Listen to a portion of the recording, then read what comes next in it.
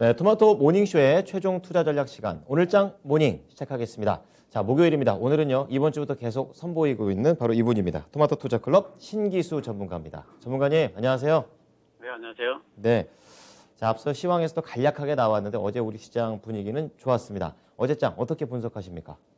네, 말씀하신 대로 이제 그저께 미국 시장이 음봉으로 하락한 거에 비하면은 어제 우리 시장 같은 경우에는 선방을 좀 넘어서가지고 굉장히 이제 굉장히 강세장을 좀 연출한 거죠. 강력하게 이제 반등이 나왔는데, 이제 외국인들이 순매수를 어제 이제 해준 부분들이 상당히 좀 컸고요. 예, 그리고 이제 그런 부분에서 섹터 전반적으로 동반 상승이 됐습니다.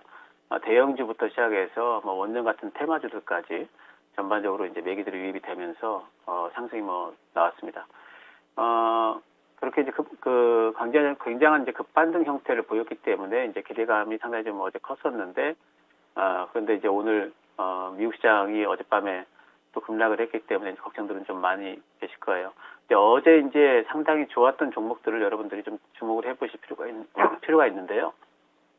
왜냐하면은 시장이 반등이 나올 때 과연 어떤 종목들이 반등이 나오는지, 빠르게 반등이 나오는지, 또 특히나 그렇게 반등이 빠르게 나온 종목들 중에서 대장급 종목들이 어떤 종목인지를 보시면은 이 시장이 바닥을 찍고 반등이 나올 때 그 대장주들을 중심으로 해서 어떤 섹터들이 반등이 나오겠구나 하는 것들 좀 가늠을 해볼 수가 있습니다. 어제 이제 우리 시장에서 제가 가장 눈여겨본 부분은 삼성전자죠.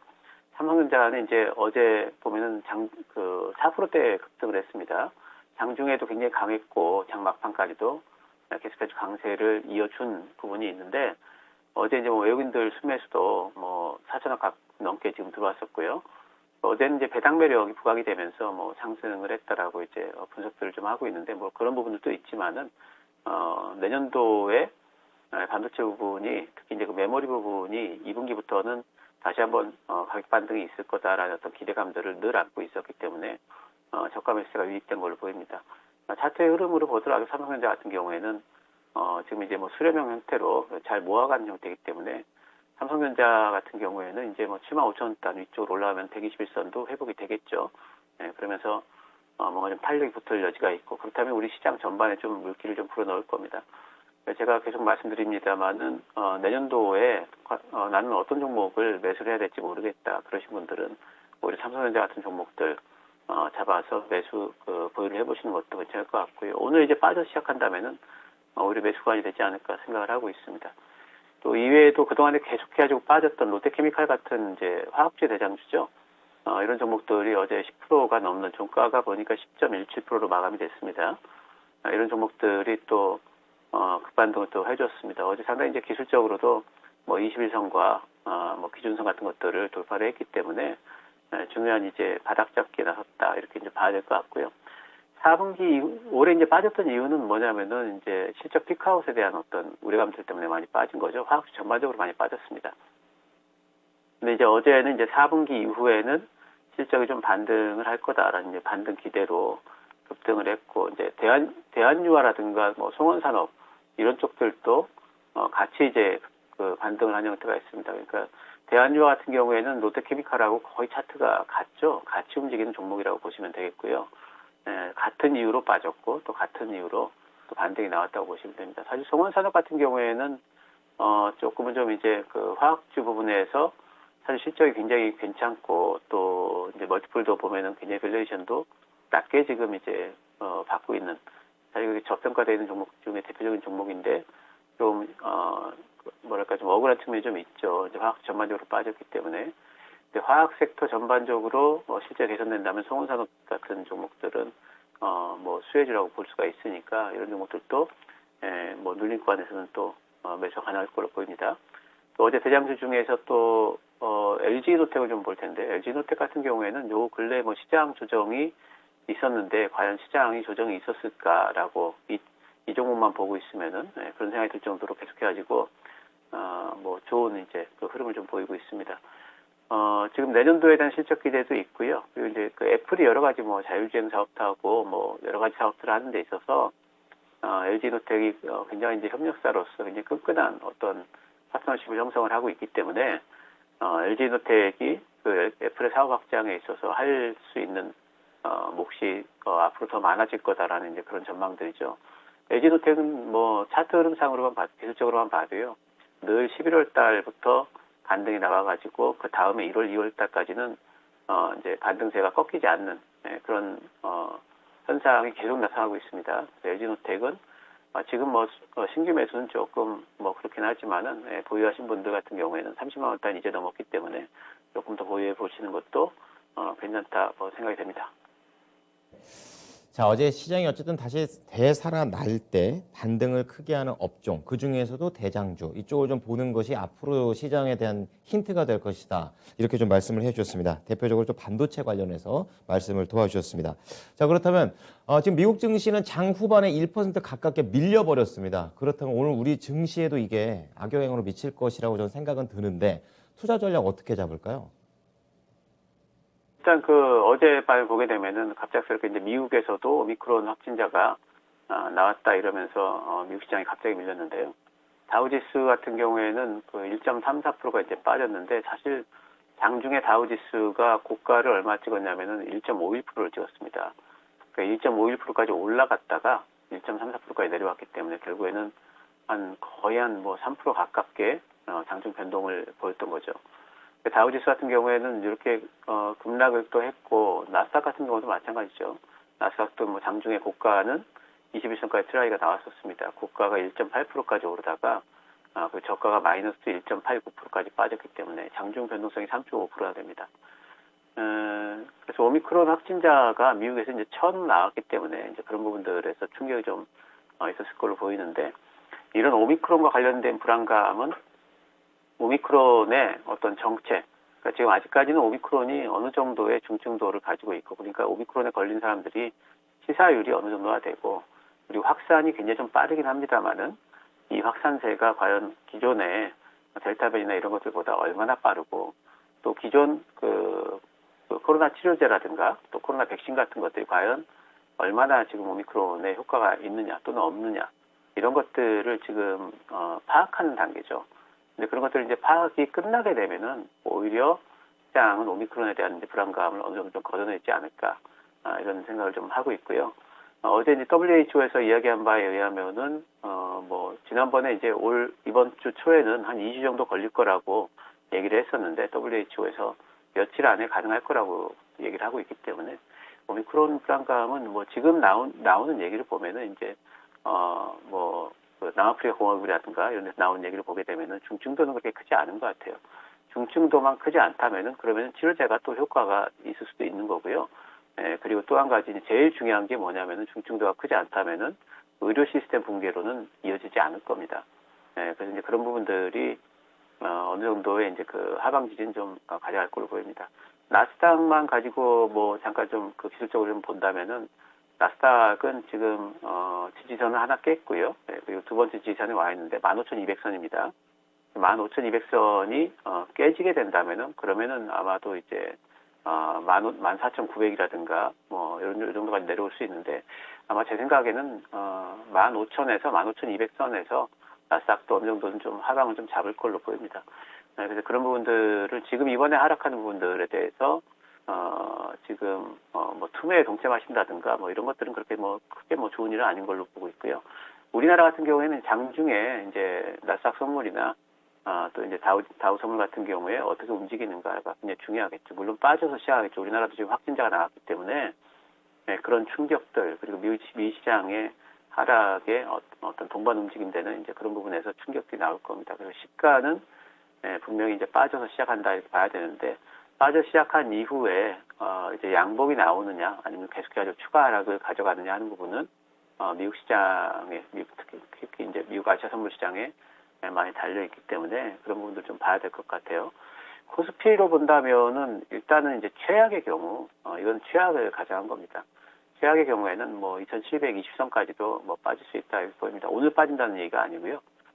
뭐 오미크론이라든가 또 뭐 인플레이션, 뭐 테이퍼링 가속 이런 것들을 전부 다 합했을 적에 최악으로 빠지게 되면 2,720 정도 뭐 빠지지 않을까 예상을 하는데 아마 오늘 같은 경우에는 제 생각에는 뭐 2,800선을 조금 하회하는 정도까지 빠졌다가 장중에 미선물 시장의 움직임이 연동이 될 걸로 보입니다. 근데 오늘처럼 만약에 이제 그 빠지기 시작해서 2,770선 이하까지 내려간다 그러면 이거는 정말 매수해야 될 구간으로 봐요. 그래서 거기서 이제 분할 매수 대응이 충분히 가능하다 이렇게 보고 있고요.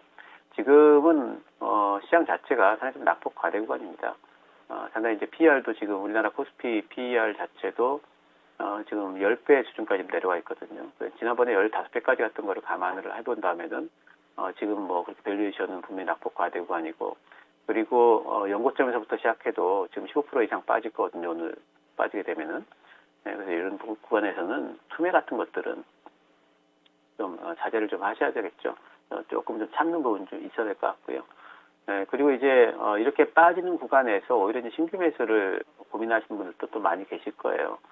신규 매수를 하실 때 물론 뭐 단기 트레이딩으로 접근하시는 분들도 많이 계시겠지만 이제 대부분의 이제 개인 투자분들은 지금 단기 트레이딩도 녹록지 않은 구간에서 잘못하면은 단기 트레이딩 하러 들어갔다가 또 이제 고점에서 물리게 되는 형태가 되거든요. 그래서 지금은 오히려 이제 개인 투자분들은 조금 중기적으로 보셔야 됩니다. 제가 중기적으로 관심 있는 섹터는 계속해가지고 이제 말씀드리는 부분이 이제 리스크 피크 종목들, 리스크 피크 섹터를 보자 이렇게 말씀을 드립니다. 그 얘기는 뭐냐면은 지금 이제 주가가 리스크가 굉장히 많다 그래서 이제 많이 빠져 있는 이제 그런 이제 섹터들 같은 경우에는 지금 주가가 바닥일 거다. 내년도가 좋아진다면은 주가는 내년도에 상당히 좋을 거다. 이제 그런 섹터를 말씀을 드리고 있죠. 대표적인 게 이제 반도체고요. 삼성전자가 요즘에 바닥을 잡는 흐름들이 보이기 때문에 반도체는 내년도 초가 되면은 아마도 이제 반등이 좀 다른 섹터에 비해서 강하게 좀 나오지 않을까 보고 있습니다. 메모리와 관련해 가지고 메모리 결과 관련해서 지금 다들 빠져 있는데 소부장들의 실적은 여전히 좋고요. 그리고 삼성전자의 미국 텍사스 쪽의 파운드리 투자, 또 평택 쪽에도 지금 투자를 계속하고 있거든요. 시설 투자 관련된 그런 종목들. 실제로 삼성전자의 캐파가 늘어나게 된다면은 소재들도 역시 계속해가지고 실적은 좋아질 수밖에 없죠. 근데 주가는 다들 빠져 있습니다. 그래서 그런 부분들을 본다면 반도체 종목들은 요번 하락 구간에서 매수를 할 때 매수 1순위로 봐야 되겠고요. 두 번째는 이제 뭐 자동차 관련주들이죠. 자동차 관련주들 같은 경우에도 지금 반도체 뭐 피크아웃 생산 차질 이런 것들 때문에 자동차 같은 경우는 쇼티지 문제로 생산 차질이 좀 있기 때문에 그런 부분에서 자동차주들도 지금 이제 모아간다면은 내년도에 이제 분명히 지금 삼성전자도 그렇고 여러 이제 반도체 회사들이 차량용 반도체 쪽으로 지금 진출을 하고 있습니다. 반도체 쇼티지는 내년 아마 상반기 정도에 완화되지 않을까 생각을 하고 있고, 그렇다면 자동차들 반등이 머지않았다. 왜냐하면 수요는 굉장히 탄탄한 상태에서 지금 공급 부족 현상이기 때문에 시장이 살아있다면은 틀림없이 시장이 살아나는 것을 보면서 자동차 관련주들은 반등이 나올 걸로 봐야 되겠죠. 조선주들 아주 대표적으로 보고 있습니다. 조선주들은 내년도에 이익 전망치가 지금 상향 조정되고 있는, 아직까지도 꾸준히 상향 조정되고 있는 대표적인 섹터고요. 그리고 지금 올해는 근데 또 실적이 상당히 좀 최악 상황입니다. 그러니까 올해와 내년도의 실적이 아주 극명하게 엇갈릴 수 있는 섹터가 바로 조선 섹터죠. 그렇기 때문에 조선 섹터는 지금 바닥권입니다. 지금 잡아서 많이 보유를 하신다면은, 중기 보유만 해주신다면은 이 섹터들 같은 경우에는 거의 내년도 6개월 이상만 보유하신다면은 수익이 시장 대비해서 상당히 좀 크게 날 수 있는 섹터들이기 때문에 이번 하락 구간에서 관심들을 좀 가져보시기 바랍니다. 자, 전략을 들으니까 조금 마음이 놓입니다. 지금 오미크론이 위험해서 걱정이다라기보다는 지금 잘 모르니까 걱정이다라는 부분을 좀 더 자세하게 말씀해 주셨고, 그렇기 때문에 투매에 동참할 필요는 없다. 그리고 오늘 시장에서는 어쨌든 간에 양봉으로 전환할 수 있는지 이런 회복률을 보자고 얘기하셨습니다. 그래서 단기 매매보다는 중기, 그리고 가장 리스크가 높아져 있는 그런 종목들을 말씀해 주시면서 업황으로는 반도체, 자동차, 그리고 조선주를 말씀해 주셨습니다. 자, 그렇다면 좀 더 구체적으로 들어가 볼까요? 지금 전문가께서는 어떤 종목에 조금 더 집중하고 계십니까? 네, 이제 오늘장 관심주기 때문에 오늘 이제 매수가 가능할 만한 종목을 좀 찾아봤는데, K카라는 이제 종목입니다. 신규 상장된 지 얼마 안 된 종목인데요. 이 K카는 이제 밑 끝에 카자가 들어있으니까 자동차 관련주인데, 자동차를 판매하는 회사고 그중에서 이제 중고차를 판매하는 회사입니다. 중고차 시장에 진출한 뭐 회사들은 상당히 좀 많이 있지만 케이카가 주목받는 이유는 중고차 시장에서 이커머스, 그러니까 전자상거래를 기반으로 한 중고차 부분에서 국내 매출 1위입니다. 그리고 이제 올해 같은 경우에 이제 렌터카 사업도 발족이 됐기 때문에 그런 부분에서도 기존의 이커머스를 바탕으로 한 렌터카 사업도 활성화되리라고 생각을 하고 있고요. 이 회사가 이제 3분기 때 매출하고 영업이익이 전년 대비해 가지고 46%, 또 뭐 36% 이렇게 성장을 했습니다. 꾸준히 성장을 하는 이런 회사를 이제 보시면 되겠고, 국내 그 중고차 시장 규모를 잠깐 좀 그림을 좀 볼까요? 국내 전기차 그 중고차 시장 규모가 2020년도에 39조 원대였고요. 근데 이것이 이제 계속해서 꾸준히 성장을 해서 2025년도에는 50조 원까지 이렇게 성장을 할 걸로 봅니다.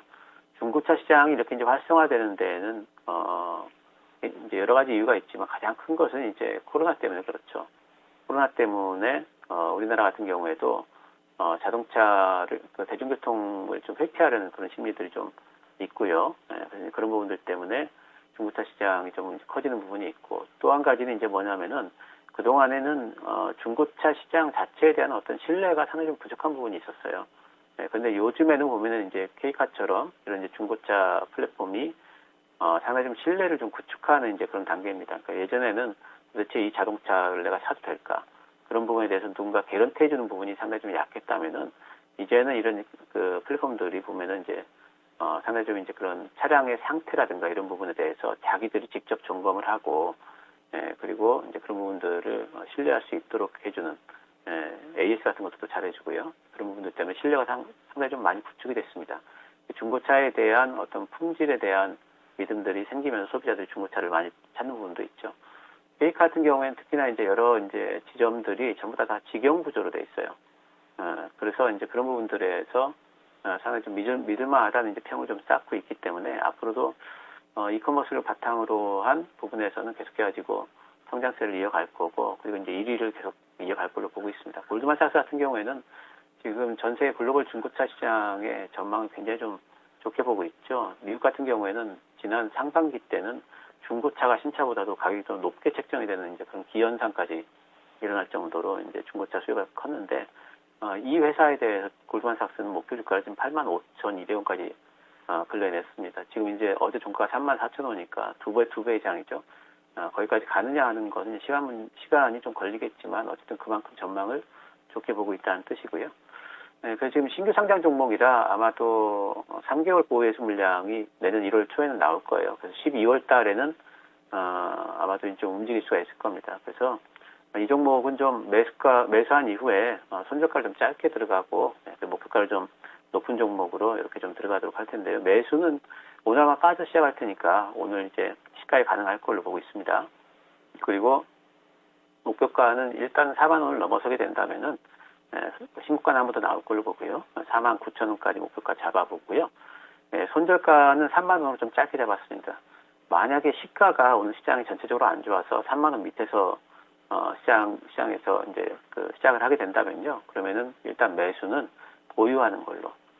그래서 3만 원 위쪽에서 시작할 경우에만 매수를 하셔가지고 그리고 49,000원까지 보시는 걸로 이렇게 하도록 하겠습니다.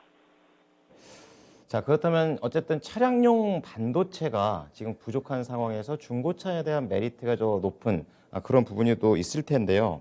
그럼 이 반도체 부족 현상이 좀 해소가 된다면 그러면 이 중고차에 대한 매력도 떨어진다라고도 볼 수 있지 않을까요? 아마도 이제 그런 부분에 대한 영향이 조금은 있을 거예요. 그래서 내년도 이제 하반기가 되게 되면은 신차들이 많이 나오기 때문에 어쩌면 이제 중고차 시장 자체가 올해처럼 그렇게 크게 뭐 이제 활성화된다든가 그렇지 못할 부분도 있는데 하지만 이제 중고차 시장의 구조적인 성장성 같은 것들은 이제 분명히 봐야 됩니다. 왜냐하면은 아까도 말씀드렸듯이 중고차 시장 자체에 대한 신뢰가 지금 올라가고 있고 그리고 이제 중고차 시장 내에서도 여러 사업자들이 지금은 이제 어떤 형태로 하고 있냐면은 케이카 같은 경우에 이제 개인 대 개인의 어떤 거래를 중개하는 형태가 굉장히 많지만 앞으로는 이제 케이카와 협력한 기존 중고차 업체들이 케이카와 협력을 해서 B2C 형태로 자기네들이 가진 매물들을 케이카에 내놓고 케이카가 그것도 확인해가지고 개인들한테 중개해주는 형태들이 가능할 걸로 보입니다. 그러니까 부동산에서 부동산 중개하듯이 K카도 이제 중고차 업체와 개인 간의 어떤 중고 거래 시스템 이런 것들을 좀 구축을 하고 있기 때문에 아마도 이제 사람들이 온라인으로 이제 많이들 하고 있고 믿을 수만 있다면은 편하게 이제 구입을 하고 싶다라는 이런 부분에서 본다면은 중고차 시장 자체도 시장은 계속해서 성장을 할 걸로 보고 있고요. 그리고 중고차 시장 내에서의 K카의 점유율도 꾸준히 높아질 걸로 보고 있기 때문에 지금 K카는 어쨌든 내년 상반기까지는 계속해서 움직일 수 있는 모멘텀이 살아있다 보고 있습니다. 자, 중고차 시장의 구조적인 성장을 기대해보자라는 내용에서 K카였습니다. 매수가 현재가 목표가 49,000원, 손절가 3만 원이었습니다. 전문가님 오늘 말씀 잘 참고하겠습니다. 고맙습니다. 네, 감사합니다. 네, 지금까지 토마토 투자클럽 신기수 전문가와 함께한 오늘장 모닝이었습니다.